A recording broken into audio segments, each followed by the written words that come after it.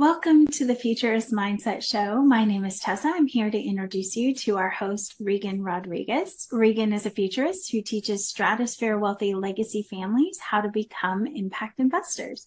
Hi, Reagan. How are you? I'm doing better than I deserve. How about yourself? I'm good, and I'm excited to introduce. We have a guest today Yeah. with Black Technologies Advancement. So I'd love for you to introduce him to us. Yes. So Raymond, this is not just this is one of the best projects I've seen. And I don't like to use that statement, and I know other clients might get jealous if I say that. Raymond is also just wonderful to work with. He's just become a good friend. So let me begin by saying this, and then I'll turn it over. I want to do kind of a question and answer between Raymond and I. So let me start with the reality we're all facing. The world is sprinting towards electric mobility. Here's the other thing. EVs, the sales are exploding by the millions and millions more every year. But the charging infrastructure, it's stuck in the past. Most chargers are still slow. They're clustered in cities and nearly absent on highways. This isn't just inconvenient. It's a bottleneck that could stall the EV revolution in itself. Here's the kind of positive view on it. Imagine if instead of pouring billions into more plugs in the ground, we could skip that entire model. What if energy itself came to the car wirelessly in real time anywhere on the planet? That's the vision of Black Technologies Advancement. Satellites that are harvesting endless solar power up in space. AI orchestrating the flow. Advanced receivers that are on Earth that are capturing it. So vehicles charge while in motion. And yeah, you heard me correctly on that. So the vehicle is going to charge while you're in motion. No plugs, no downtime, no limits.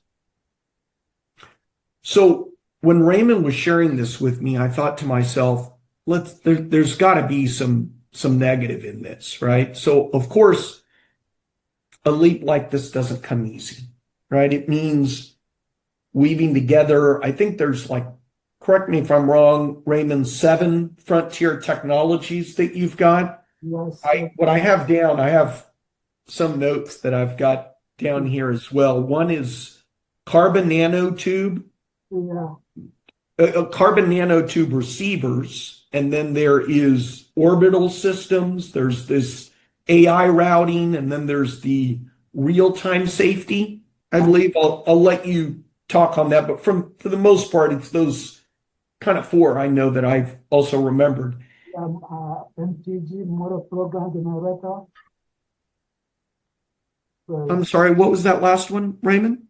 MPG motor program generator. Got it. So look, that means pilots are going to go across continents, partnerships, automakers, and there's got to be regulatory approvals to that, right? So I realize that the road is going to be challenging for you. Okay, I get that. But then again, every great breakthrough faces resistance, doesn't it? Before it becomes obvious, right? So here's the positive view that I saw in this, Raymond, when you and I first talked. If Black Technologies Advancement succeeds, then the whole ranging anxiety disappears from the people, right? We move beyond fragile grids and static chargers. We unlock true mobility. In other words, freedom, clean, borderless energy that follows us wherever we go. That's right. And the other thing that you helped me see also, Raymond, is this isn't just about cars. It's about energy equity. It's about resilience. It's about a future where power is as free flowing as the movement of people themselves. That's right. Yeah. So now I want to kind of transition into asking you some questions, Raymond, because now that all of you have heard the story of how the vision came to life, I'd like to invite the man behind it. So, Raymond Chukwu, I want you to share in your own words, right? Rather than a technical presentation, I thought it would be more powerful to ask you a few simple questions so that all of you that are listening to this can maybe hear the journey directly and clearly from him. So one of the questions I want to ask is, I'd like you, Raymond, to take us back to the beginning. Okay. When did you first realize the EV charging problem wasn't just inconvenient, but actually holding back the future? In other words, Raymond, what did you see or feel that made you say, this has to change? That's right. That's right. I have few of my friends that drive electric vehicles, and these my friends that drive electric vehicles, they get increasingly frustrated, not because they don't like the car, but for the fact that the experience or their belief is broken. Yes. Simply because they thought that EVs, electric vehicles, were meant for the future. But based on the range issue with the electric vehicle, they find themselves spending more time at the charging station than they were able to drive the car. So, go ahead, Raymond. Continue, please. So they are so very frustrated. I'm sure. I looked at them, so I feel really bad. And then I think again, so I realized this is not just mainly the range issue, that this is a bottleneck that is actually affecting the progress of this new technology. Yeah. Then that's when I started to think. Yes. I figured civilization did not advance in any way. Civilization did not advance in any way if mobility is going to depend on frequent stop and charge. Civilization did not advance if mobility is going to depend on frequent stop to charge or refuel. So that's when I realized that this bottleneck that is stalling this progress has to be addressed. Yes. Now, can you talk on, I'm very curious on this. What gave you the spark? The belief that instead of just adding more plugs, we could leapfrog into something radical. Because that's what you thought of, wireless, even space-based power. When I realized that civilization and the mobility, these issues, then I started to think about the amount of money that's already been invested in space technology. And this also includes satellites. And these satellites, they are able to transmit data, signals, informations across the globe. Then I said to myself, why can't we employ the same physics and see what we can do with this knowledge based on satellite technology, we can be able to charge electric vehicles wirelessly while they're in motion, because we already have a lot of space-based technology. The science is undeniable, because the physics there is undeniable. Uh-huh. The physics, is because the proof is grounded in physics. Mm-hmm. And then, yeah, because the physics, and then the need is unavoidable. Raymond, Yeah. let's talk. I like where you're going on that. Okay. I know you. I know him. He's very, I mean, this guy's like a former NASA engineer, Stanford grad, so he can get into a little techno babble. So that's why I wanted to do this Q&A. Here's where what I wrote down, I didn't want to interrupt, is this is a bold idea that you thought of. And we all know what happens when you have a bold idea. There's generally resistance. Exactly. And people think, man, you're crazy, man, you got it right. So what was one of the biggest challenges you had to push through? And how did you keep going when others doubted you? Yeah, so yeah, you're right. You're very right, because the biggest challenge, that I faced was people not believing, the people were not believing that this would be possible. So the people were just thinking that, this is like, some type of movie, fiction movie that, is too ambitious, is too impractical, that it wouldn't work. But for me, what kept me going is, one, like I said, the science is undeniable. The science behind this technology is undeniable. So to you, this wasn't, did you get this when you were in NASA? Is that how you kind of had this thought? Yeah, You would still had it if you weren't at NASA. so if I didn't work in NASA, but I've been already thinking about it because of my friends, how they complain about electric vehicles, how frustrated they are with the electric vehicles.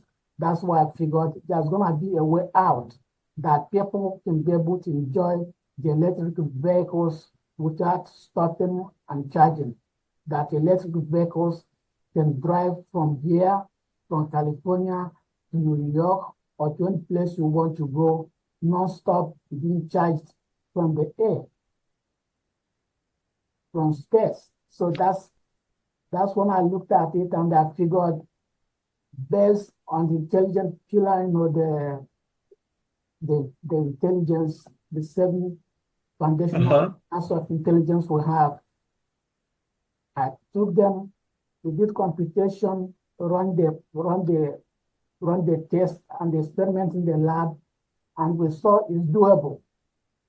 And then that's when I started to put the project, the pitch deck together, and started moving this technology forward, because I know it's a difficult, it's a big problem, but a big problem needs strong, bold action to solve the problem. And that's why we started, pushing this technology forward. Because, to be honest with you, this is not mostly about the electric vehicles. This is about the future and the people, because mobility is the most important part of civilization. And without mobility, civilization will continue to stall. This is why this particular technology is exactly what we need at this time in the 21st century economy. Space economy is where civilization is supposed to advance. I was kind of smiling because you know the expression, Tessa, when someone says, well, it's not rocket science, right? Well, this guy's a rocket scientist, so to him, it's that's why we're gonna have to do it this way. Let's bring this down to earth for a second, okay? In the simplest way possible. How does Black technology's advancement technology actually work for drivers? So if I'm sitting in an electric car, what changes for me? Well, no, what changes for you to drive an electric vehicle? First of all, power is like a Wi-Fi. It's just like you have Wi-Fi in your car, so it's no plugs, no nothing. So you are in your car, it's charging you directly from space while you're driving. So it's like you have Wi-Fi, for your car. So you're driving non-stop. The technology is so spectacular. People, the drivers, they no longer worry about stuff to charge. That is history. Mobility will be limitless, and no more charging stations. All these things will be history. And above all, the most important thing about the whole thing is this: that it's not only the car, the people will now have freedom of movement. They can drive their car anywhere. It's a freedom of movement and the freedom of mobility, that you have that independence of movement, that you can do whatever you want. It can clean energy can be accessible anywhere, anytime you want it. Okay. So this opens the door to a lot of innovations to everyday people, common people every day. Because one of the things with space technology up to this point is that space technology has not been accessible to average people like everyday people. So what this technology does is it gives access to common everyday people. It gives you access to drive the electric vehicle. It gives you access to clean energy. It gives you access to various types of mobility. So it gives you self-confidence. It gives you the feeling that you can be able to access power anywhere, and the power is clean. It's clean energy, which of course, that's one of the things the environment needs at this moment. Thank you. Thank you. Raymond, on that note, one thing I wrote down, just because I thought of something witty when you were saying this, is I thought the roadmap. The roadmap is trust. What do I mean by that? Looking ahead. That's right. What are the next milestones you're most excited about? And what should people be watching for as this vision becomes real? That the next milestone is what we call the roadmap, full-scale demonstration. Full-scale demonstration. That this demonstration, you are going to see electric, you're going to see the model of the electric vehicle moving. While it's moving, it's receiving power in real time, charging it while it's moving in real time. This is awesome. This is proving the concept for people outside the lab. This is in the real life. You see the full-scale demonstration where you see the vehicle moving while it's being charged in real time. That's when you see this technology is actually working. We've done it in the lab, but this is the time we do it in real life. So, Raymond, Would you say somebody like Tessa is actually really good at bringing it down to the lowest common denominator? If someone was do this, I just thought of it while my cell phone was here, as a good kind of analogy. If someone says, "Tell me about your technology. How does it work?" Say, similar to your phone when you want to do Yeah, Wi-Fi. yeah, exactly. So like this, like my phone here, the way the technology works, this is the phone. You take this, your phone, it's just the smartphone. You put it on your dashboard. I So love it. you put it on your dashboard, then as you want to drive, because now this is the part of the component. Then the next component is the tower. The tower is based on carbon nanotube. So this tower is up there, and then this tower is interacting with satellite. So the tower is interacting with the satellite, and then the satellite transmit the power to the tower. Yeah, yeah. And then in this tower, this is where you have this this fundamental 7 pillars of intelligence that in the tower. That's where the whole scientific process takes place. So from this tower, then it's going to transmit the power straight to this your cell phone device, which is on the dashboard. Once it hits there, then it transmits this power in the small tiny battery in the car, and that's how you continue to drive with non-stop. That's how it works. So I'm reminded of something. I know I've never been, but I have a friend that actually climbed the Kilimanjaro in Tanzania area. Yeah. And he said, it's amazing. I couldn't get cell phone anywhere, but when I'm way up at the top, my cell phone rang, and I said, I had the same thing happen. Years ago, I went to climb the Copper Canyon Mountains that are in Chihuahua, Mexico, and I think that's like 30,000, 40,000 feet in the air. Yeah. And I'm up at the top, right? And I'm thinking, no one can get a hold of me, and my phone's ringing. And I'm like, you got to be kidding me. So I actually answer, and the person says, wow, Regan, you sound clearer than ever, right? And something. And I'm like, you're not going to believe where I'm at. And of course they didn't.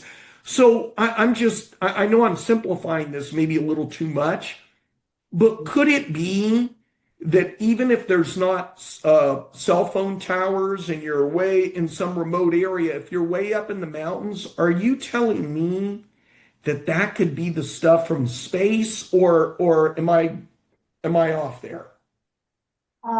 It might be, but you see the power, the core technology that makes this particular technology so unique is the carbon nanotube.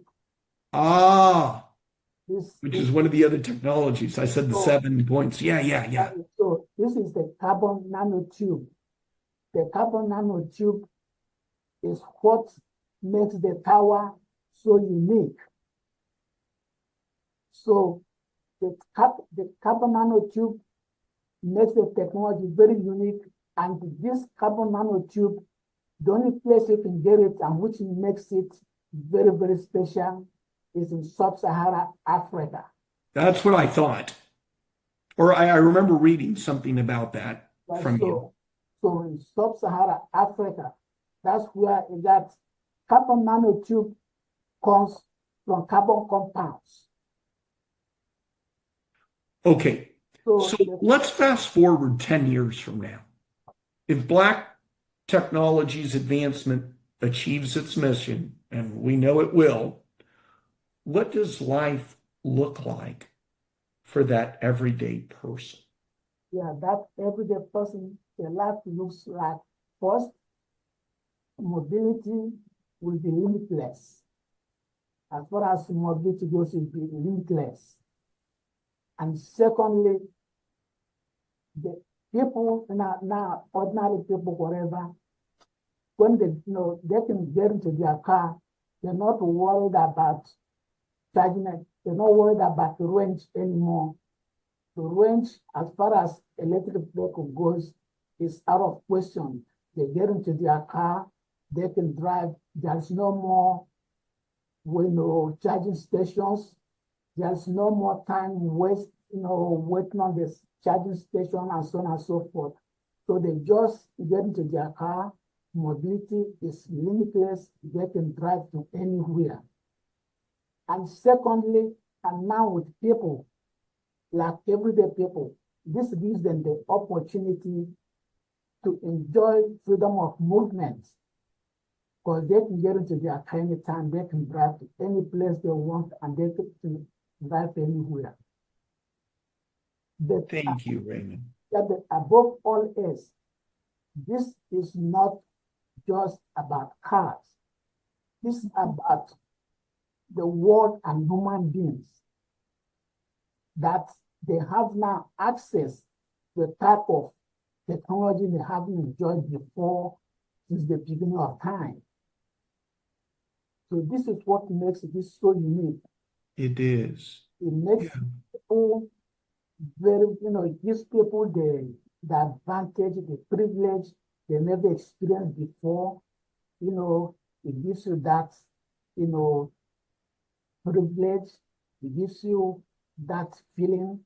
So it makes you really feel independent. It does. Yeah. That's a good word. And it gives you that freedom, the freedom of movement. You can do whatever you want. So the technology is not mostly for cars, but it's for everyday people like us that have never been able to benefit from the space technology applications. So this new technology gives you that access, so you can be able to access space technology, space economy for everybody. Everybody's moving around, improving their quality of life through this technology, because mobility is the future of civilization. And that's what everybody's focusing on. Thank you, Raymond. Thank you. What I hope everybody heard today is not just the technology, but the story. A frustration that became a vision that's becoming a reality, and a reality that could redefine how the world moves. This is bigger than cars. It's bigger than charging. It's about freedom. It's about energy equity. It's about a sustainable future. And today, all of you had the chance to hear it directly from the man making it happen. So thank you, Raymond. Thank you. And let me just add this. Last Friday had to be one of the best Fridays I had had. What happened was I wanted to talk with Raymond a little bit. And I had so I had a meeting. I had a 2 p.m., a 3, a 4, and a 5. And I think, Raymond, you were in at 3 p.m. or 4 p.m., were you? I can't remember. Yeah. At 2, I had someone else. At 3 p.m., I had Tessa. You'll be amazed by this. Similar to my domes of recycled plastic, this is a former UPS executive that had been at UPS as many years that Raymond had been at NASA. He leaves there and he came up with this idea to get recycled plastic to make mailboxes, but make them big enough where you could stick a box in there, because he said one of the challenges at UPS is people really are stealing boxes. So his idea was to make a plastic one kind of like this, and then at the bottom there's a door. So the UPS can put it in there, the mailman does. Doesn't have a lock, but I think you get the theory that most people aren't going to open up mailboxes and look to see. They instead just run and take them. So I'm telling Raymond about this idea a few weeks back. It was a referral, Tessa, that actually came from Jimmy Sevilla. So Jimmy was like, you got to meet the CEO of our company because he's really big into recycling plastic and the environment. You'd love to talk to him. So I then have a call with Raymond. And he's like, hey, what's new? You know, the way people know. I said, well, I'll tell you what's new. I just got off a meeting with a former UPS executive that has this idea. So I'm telling Raymond about it. I mean, this dude's like Chat GPT, man. You know what I think? I think Chat GPT gets its information from Raymond. Because this is what happened. I tell Raymond about it, and within minutes, this guy comes back to me and says, Reagan, I got some ideas for this new client of yours with and he can do this and we can do this to add the door. He's coming up with all of these ideas. So this gentleman's named Earl, and he says to me 2-3 days later, so what's new in your life? Or what's a new exciting project that you've got? And I said, I've got one that's unlike any other. And so I tell him briefly about it, and he looks at me, Raymond, like, are you on crack? Is this real? So I sent him Raymond's, not business plan, but pitch deck. He's amazed, and he says, I got to meet this guy. So while I'm in the meeting with Earl, he says, Reagan, would you be able to introduce me to Raymond? And I said, Earl, he's on the Zoom trying to dial in right now. Let me hit admit. So Raymond goes in there, and Earl and him have this great conversation. So much so that my next meeting after that was with Glenn. You know Glenn of Silver Swan and Melissa. And I've always said, or had said before, that those are my favorite clients. That's how we've had them on here twice. Well, they kind of been replaced. My favorite is Raymond. So I was telling Glenn about Raymond. And I also had just sent him your pitch deck. So in that moment, Glenn jumps onto the Zoom meeting earlier, knowing that I'd have the meeting with Raymond. Right? Well, he wanted to meet Raymond too. Talk about it. So he gets on, and do you remember Raymond last Friday, Glenn? And Glenn is like a really nice guy, if you remember him. And he instead goes, so Raymond, I mean, he hasn't even met him. And he goes, is this for real? Is this just an idea? I mean, can this really? And Raymond's like, yeah. So then from there, conversation totally changed, because our goal is we want to raise capital and get land and put this. And Glenn's like, we can put this on my land. And he said, Reagan, the reason why I wanted to have the meeting with you is I wanted to find ways that we could bring more profitability to this piece of land. Because as you know, a lot of it is a long hold, whether it's my domes that you rent out, whether it's solar, all of that, it's a long hold. Right. And I said, I know something that could majorly boost profitability. So when he starts asking Raymond more questions, he then says, Reagan, you know that on that piece of land, we could go to the part where all the mountains at the very top and put the technology on that mountain. So we may get this done sooner than you guys think. And I know we've been talking here for about a little over 30 minutes. Tessa, wrap things up here and maybe share screen so that people can see how to get to Raymond's pitch deck, and then close us out of here like let's do, please. Yes. Well, and while I'm pulling this up, I just want to say my husband and I have not bought an electric vehicle because of the range limitations and the power charging. Me too. On average, on average, at least 6 to 7 hours for a full charge. And even on the high speed ones, you're looking at an hour to sit and wait. So how often, you're going to have to drive and then wait, and not just, they're sitting around.